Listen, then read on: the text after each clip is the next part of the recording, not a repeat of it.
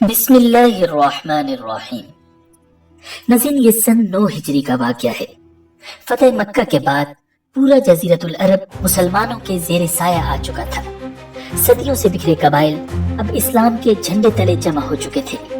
اب اندرونی مشکلات کا تقریباً خاتمہ ہو چکا تھا اور مسلمان اسلام کی دعوت پھیلانے کے لیے یکسو ہو گئے تھے۔ مگر اب ایک ایسی طاقت کا رخ مدینہ کی طرف ہو چکا تھا جو اس وقت روئے زمین پر سب سے بڑی فوجی قوت کی حیثیت رکھتی تھی۔ یہ طاقت رومیوں کی تھی۔ ناظرین، قیصر روم نے سوچا کہ اس سے پہلے کہ مسلمانوں کی قوت ایک عظیم اور ناقابل شکست خطرے کی صورت اختیار کر لے، ان کو کچل دینا ضروری ہے۔ لہٰذا اس نے اہل غسان اور اپنے ماتحت عرب قبائل کے ساتھ مل کر فیصلہ کن مارکے کی تیاری شروع کر دی۔ نبی اکرم صلی اللہ علیہ وسلم کو اس حملے کی اطلاع نبطیوں کے ذریعے ملی، جو شام سے زیتون کا تیل لا کر حجاز میں فروخت کرتے تھے۔ انہوں نے آپ صلی اللہ علیہ وسلم کو بتایا کہ ہرقل نے 40,000 سپاہیوں کا ایک لشکر جرار تیار کیا ہے اور روم کے ایک عظیم کمانڈر کو اس کی کمان سونپی ہے۔ انہوں نے اپنے جھنڈے تلے لخم اور جزام کے قبائل کو بھی شامل کر لیا ہے اور ان کا ہراول دستہ بلقا کے مقام تک پہنچ چکا ہے۔ ناظرین، یہ خبر ملتے ہی نبی اکرم صلی اللہ علیہ وسلم نے صحابہ کرام کے ساتھ مشورہ کیا اور غور و فکر کے بعد اس نتیجے پر پہنچے کہ اگر ابھی رومیوں سے جنگ لڑنے میں کاہلی اور سستی سے کام لیا اور رومیوں کو مسلمانوں کے زیر اثر علاقوں میں گھسنے دیا اور وہ مدینہ تک پہنچ گئے تو اسلامی دعوت پر اس کے نہایت برے اثرات مرتب ہوں گے۔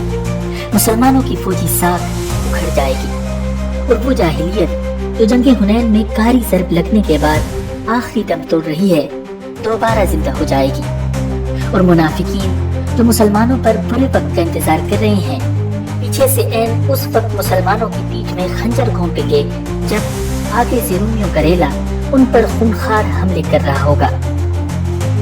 ان تمام باتوں کو مد نظر رکھتے ہوئے نبی اکرم صلی اللہ علیہ وسلم نے ایک نہایت مشکل فیصلہ کیا، وہ یہ کہ رومیوں کو مدینہ کی طرف پیش قدمی کی مہلت دیے بغیر خود ان کے علاقے اور حدود میں گھس کر ان کے خلاف ایک فیصلہ کن جنگ لڑی جائے۔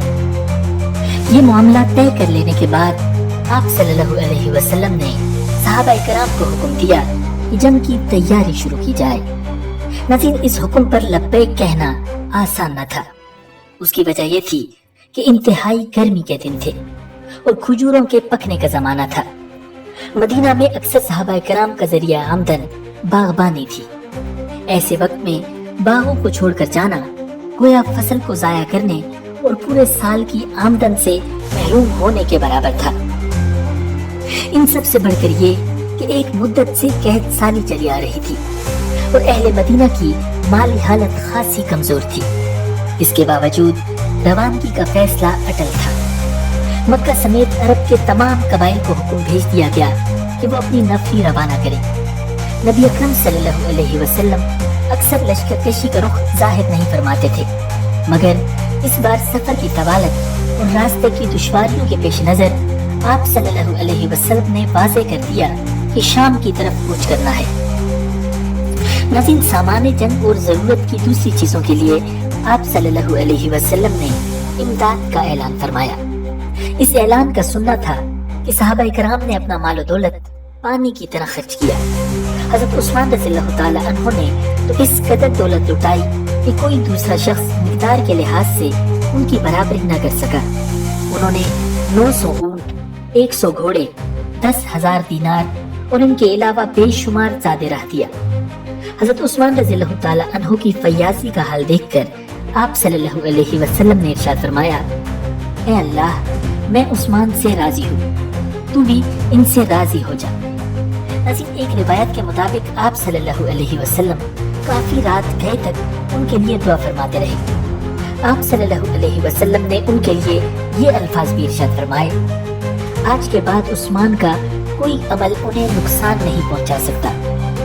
ناظرین، حضرت عثمان رضی اللہ تعالیٰ عنہ کے علاوہ جو دوسرے مالدار صحابہ تھے انہوں نے بھی لشکر کی تیاری میں زبردست امداد دی۔ ناظرین، حضرت ابوبکر صدیق رضی اللہ تعالیٰ عنہ تو قربانی میں سب سے بڑھ گئے۔ وہ اپنے گھر کا سارا سامان لے آئے۔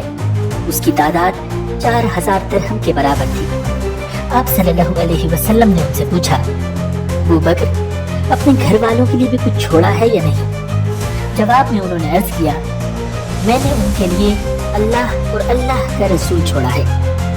حضرت عمر رضی اللہ تعالی عنہ اپنا نصف مال لے آئے۔ اسی طرح حضرت عبد الرحمن بن عوف رضی اللہ تعالی عنہ، حضرت عباس بن عبد المطلب رضی اللہ تعالی عنہ اور حضرت عاصم بن عدی رضی اللہ تعالی عنہ بھی بہت سا مال نبی اکرم صلی اللہ علیہ وسلم کی خدمت میں لے آئے۔ ناظرین، یہ سفر سواریوں کے بغیر طے کرنا بہت مشکل تھا، اس لیے لشکر کی تنظیم میں خیال رکھا گیا کہ ہر شخص کو سواری میسر آ جائے۔ چونکہ صحابہ کی بہت بڑی تعداد ساتھ چلنے پر تیار تھی، اس لیے سواریاں کم پڑ گئیں۔ ایک ایک اونٹ پر باری باری 2-2، 3-3 آدمیوں کی ترتیب بنائی گئی۔ پھر بھی کچھ افراد کے لیے کوئی انتظام نہ ہو سکا اور وہ روتے ہوئے بارگاہ رسالت سے لوٹ گئے۔ البتہ منافقین کی حالت مختلف تھی، وہ خود بھی اس شدت کی گرمی میں سفر کرنے سے جی چرا رہے تھے اور دوسروں کو بھی روک رہے تھے۔ ناظرین، جب یہ لشکر تیار ہو گیا تو نبی اکرم صلی اللہ علیہ وسلم نے حضرت محمد بن مسلم رضی اللہ تعالی عنہ کو، اور بعض روایات میں آتا ہے کہ حضرت سبا بن عرفہ رضی اللہ تعالی عنہ کو مدینہ کا گورنر بنایا، اور حضرت علی رضی اللہ تعالی عنہ کو اپنے اہل و عیال کی دیکھ بھال کے لیے مدینہ ہی میں رہنے کا حکم دیا۔ اس پر منافقین باتیں بنانے لگے کہ آپ صلی اللہ علیہ وسلم ناراضی کی وجہ سے انہیں ساتھ نہیں لے جا رہے۔ حضرت علی رضی اللہ تعالی عنہ نے یہ باتیں آپ صلی اللہ علیہ وسلم تک پہنچائیں اور عرض کیا، آپ مجھے عورتوں اور بچوں کے ساتھ چھوڑے جا رہے ہیں؟ آپ صلی اللہ علیہ وسلم نے ارشاد فرمایا، کیا تمہیں یہ پسند نہیں کہ تمہیں مجھ سے وہی نسبت ہو جو ہارون علیہ السلام کو موسیٰ علیہ السلام سے تھی، مگر یہ کہ میرے بعد کوئی نبی نہیں ہوگا۔ حضرت علی رضی اللہ تعالی عنہ یہ سن کر مطمئن ہو گئے۔ ناظرین، جمعرات 3 رجب سن 9 ہجری کو آپ صلی اللہ علیہ وسلم 30,000 افراد کے ہمراہ مدینہ منورہ سے روانہ ہوئے۔ مدینہ منورہ اور اس کے مضافات مردوں سے تقریباً خالی ہو گئے تھے، صرف خواتین اور بچے پیچھے رہ گئے تھے۔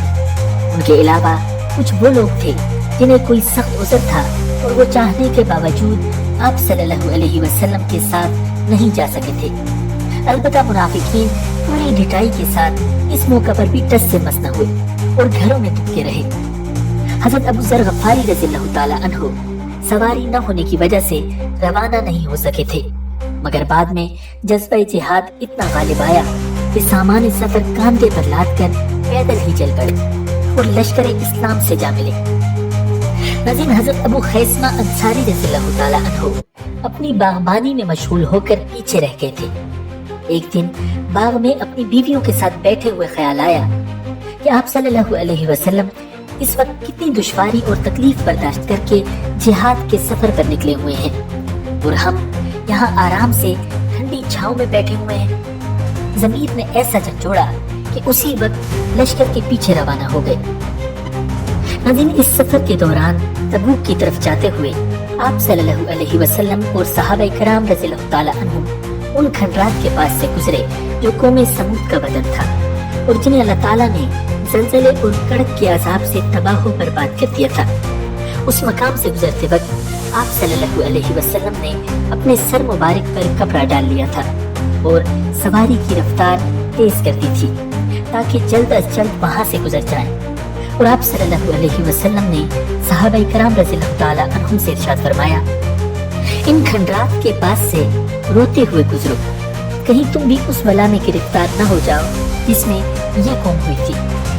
ناظرین، صحابہ کرام رضی اللہ تعالی عنہم نے وہاں کے کنویں سے پانی لے لیا تھا، لیکن جب چلنے لگے تو رسول اللہ صلی اللہ علیہ وسلم نے ارشاد فرمایا، تم یہاں کا پانی نہ پینا اور اس سے نماز کے لیے وضو نہ کرنا، اور جو آٹا تم لوگوں نے گوندھ رکھا ہے اسے جانوروں کو کھلا دو، خود نہ کھاؤ۔ آپ صلی اللہ علیہ وسلم نے یہ بھی حکم دیا کہ لوگ اس کنویں سے پانی لیں جس سے صالح علیہ السلام کی اونٹنی پانی پیا کرتی تھی۔ آپ صلی اللہ علیہ وسلم نے یہ اعلان بھی فرمایا کہ آج کی رات آندھی کا زبردست طوفان آئے گا، جس کے پاس اونٹ یا گھوڑا ہے وہ اس کو باندھ کر رکھی۔ ساتھ میں آپ صلی اللہ علیہ وسلم نے حکم فرمایا، آج رات کوئی شخص تنہا اپنے پڑاؤ سے باہر نہ جائے، بلکہ کسی نہ کسی کو اپنے ساتھ ضرور رکھے۔ ناظرین، پھر اتفاق ایسا ہوا کہ ایک شخص کسی ضرورت سے تنہا باہر نکل گیا۔ نتیجہ یہ ہوا کہ اس کا دم گھٹ گیا۔ ایک دوسرا شخص اپنے اونٹ کی تلاش میں نکل گیا۔ اس کا انجام یہ ہوا کہ ہوا اسے اڑا کر لے گئی اور پہاڑوں پر جا پھینکا۔ ناظرین، اس سفر کے دوران ایک روز پانی بالکل ختم ہو گیا۔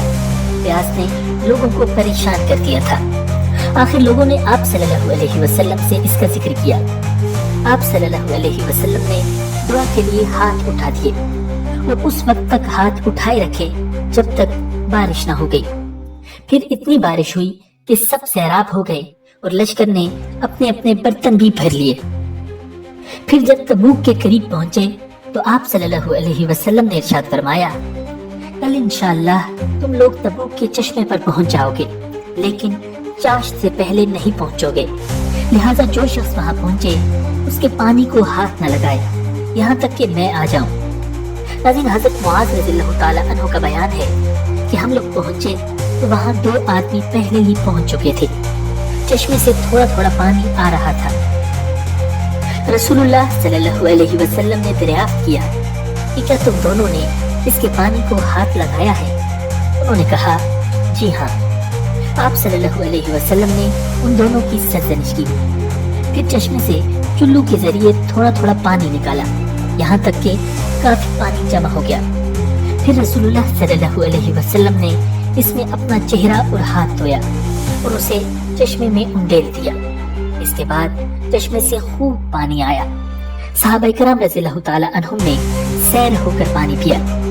پھر رسول اللہ صلی اللہ علیہ وسلم نے ارشاد فرمایا، اے معاذ، اگر تمہاری زندگی دراز ہوئی تو تم اس مقام کو باغات سے ہرا بھرا دیکھو گے۔ ناظرین، اب اسلامی لشکر تبوک میں اتر کر خیمہ زن ہوا۔ وہ رومیوں سے 2 ہاتھ کرنے کے لیے بالکل تیار تھا۔ پھر رسول اللہ صلی اللہ علیہ وسلم نے مجاہدین کو مخاطب کر کے نہایت ہی بلیغ خطبہ ارشاد فرمایا۔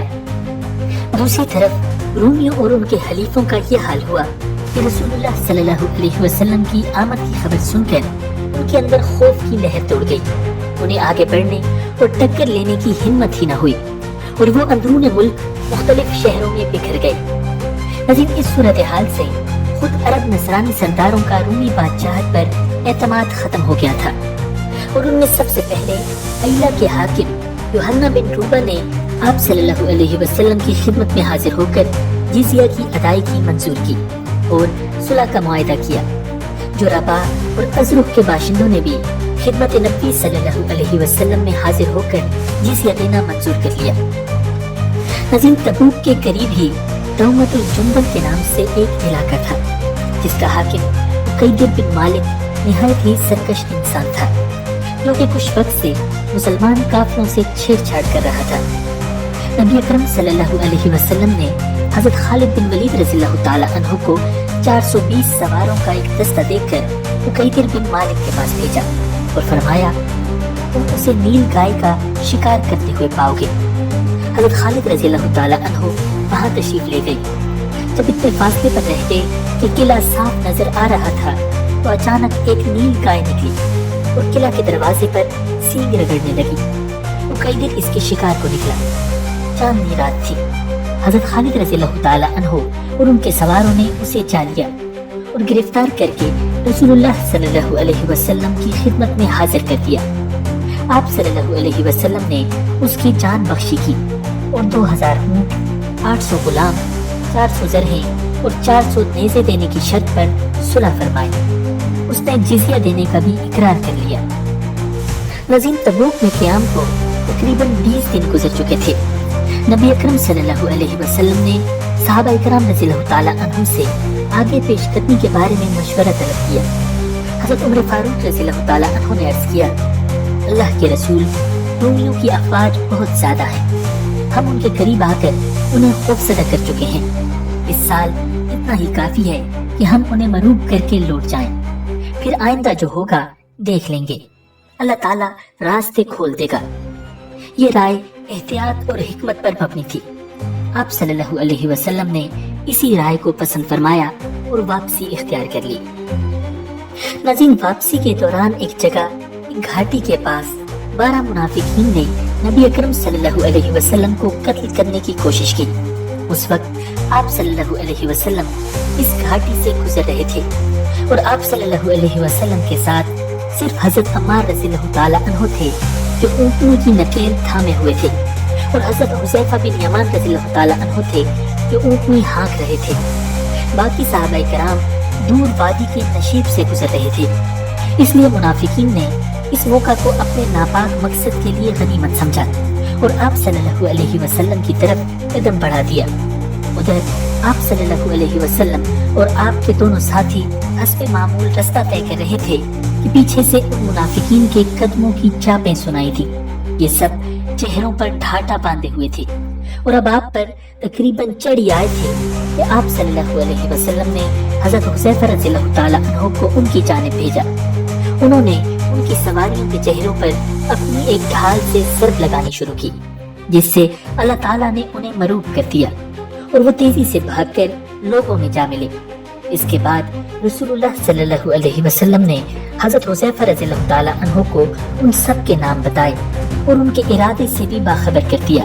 اسی لیے حضرت حذیفہ رضی اللہ تعالیٰ عنہ کو رسول اللہ صلی اللہ علیہ وسلم کا رازدار کہا جاتا ہے۔ ناظرین، مدینہ منورہ کا سفر ابھی ایک دن کا باقی تھا کہ اللہ تعالیٰ کی طرف سے حکم نازل ہوا کہ مسجد زرار کو گرا دی۔ یہ مسجد منافقوں نے بنائی تھی۔ وہ اس مسجد کو اپنی سازشوں کا مرکز بنانا چاہتے تھے۔